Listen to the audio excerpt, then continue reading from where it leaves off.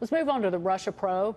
1-year anniversary today. President Trump just took to Twitter this morning and wrote this: "Congratulations, America. We are now into the second year of the greatest witch hunt in American history. And there's still no collusion and no obstruction.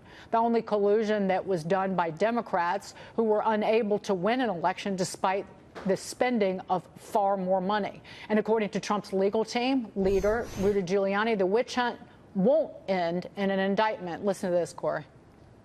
We're going to see what kind of legal remedies are available to us, including if they subpoena us, challenge the subpoena. The same reason they can't indict them constitutional. But I don't think they agree to the process question, which is the same reason they can't indict him, they can't issue a subpoena to him. Corey, your reaction? So I believe what Mayor Giuliani is talking about is a Bill Clinton-era memorandum to the Justice Department. I think it was in 1999. Correct. That the Justice Department is still abiding by, because it is basically the rules that they have followed, that a sitting president cannot be indicted. But more importantly, it's not just that. There is nothing to indict this president on. I had the opportunity to sit there every day for this campaign, all the way up through the primaries. There was no collusion. There was no cooperation. And what we've seen from some of the FBI agents, and specifically Jim Comey and some of his contemporaries over there, they have lied on multiple occasions about what this investigation was supposed to be. It was an insurance policy against Trump winning, and there's been no recourse on that. And what we saw from Jim Comey was he wrote an exoneration letter in about 2 minutes on Hillary Clinton before the investigation ever took place. What Bob Mueller's team has been doing for the last year is looking for evidence of a crime against the president, and it does not exist. So I think this probe by the Mueller team needs to finish very quickly. I will point out as well, Corey, that Inspector General report on the Department of Justice's handling of the Clinton email probe, we're very close to it being released. And then you had that bright and shiny New York Times report on the FBI yesterday, which seems to be trying to get ahead of what's in this IG report, seems to be trying to get ahead of what Devin Nunes is going to release about the shenanigans, like some of which were illegal within the FBI during the 2016 campaign.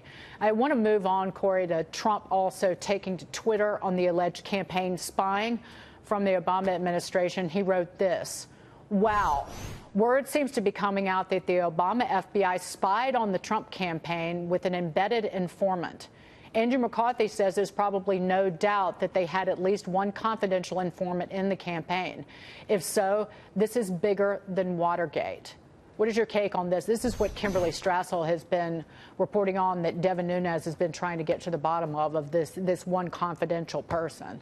Well, if this did occur, and if this happened as it is potentially being discussed here, that the FBI took an individual and placed them inside a political campaign for the highest office in the world and used them as a confidential informant without notifying. Clearly, they never notified me, I can tell you that. I'm sure they never notified the candidate, because I would have been aware of that.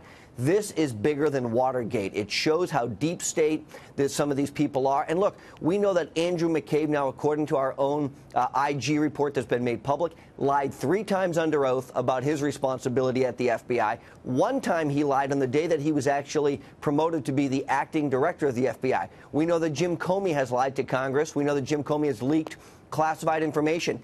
If the FBI put a confidential informant inside the campaign, there must be prosecutions, and they must move very quickly. I bet you Kimberly Strassel at the Wall Street Journal editorial page, she wrote this last week, that Obama political appointees, we know, rampantly unmasked Trump campaign officials to monitor their conversations. The FBI played dirty with its surveillance warrant against Carter Page, again, using that dossier that was funded by Democrats by the Hillary Clinton campaign. Now we find out it may have also been rolling out human intelligence to infiltrate the Trump campaign. That's what we're talking about, and it's astonishing. This is truly, look, if this took place in another country, the United States government would be saying the elections are absolutely thrown out by the wayside because of what the government was trying to do to influence this here. We would be hauling people out of those government agencies in other countries in handcuffs. There has been no prosecutions. There have been referrals to the Justice Department for prosecutions, but they haven't happened yet. Where are the prosecutions of Andrew McCabe for lying under oath to the FBI on 3 different occasions while he was the deputy director of the FBI?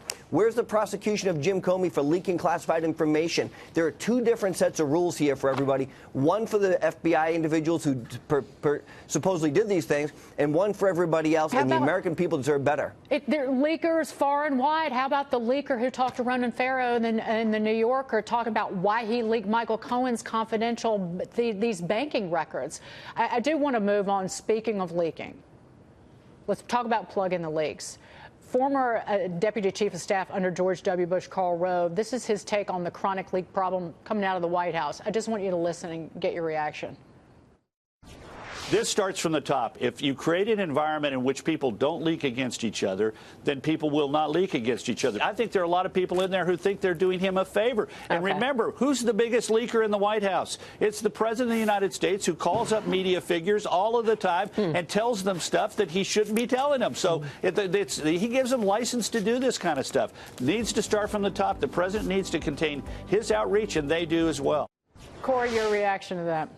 Look, my reaction is very clear. If you are leaking information and you're a government employee working on behalf of this administration to try and make America great again, you are doing a disservice not only to yourself, to the president, but also to this country. And look, go get another job. If you don't like the way things are going, you don't have to work there. Here's what I would do, and I've been very clear about this. I'd take everybody's name, I'd put it in a hat, and every Friday at high noon, I'd pull a name, I'd say, I don't know if you're the leaker or not, but guess what? You're fired. Eventually, I'll catch you, and I'll promise you this. I would only bring people in who would be loyal to this president and to the administration and the goal of making America great again and putting America first.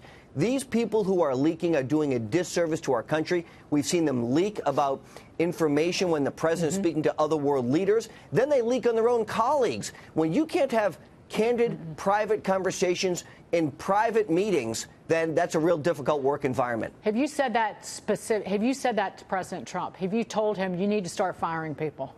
Well, I know the president knows my view on this, and he knows that there are people in that building who don't support his agenda, and they need to be moved out very quickly. Right. Stop fighting with each other and get on board. Get on board for America. Corey Lewandowski, thank you, sir. Good to see you. Thank you.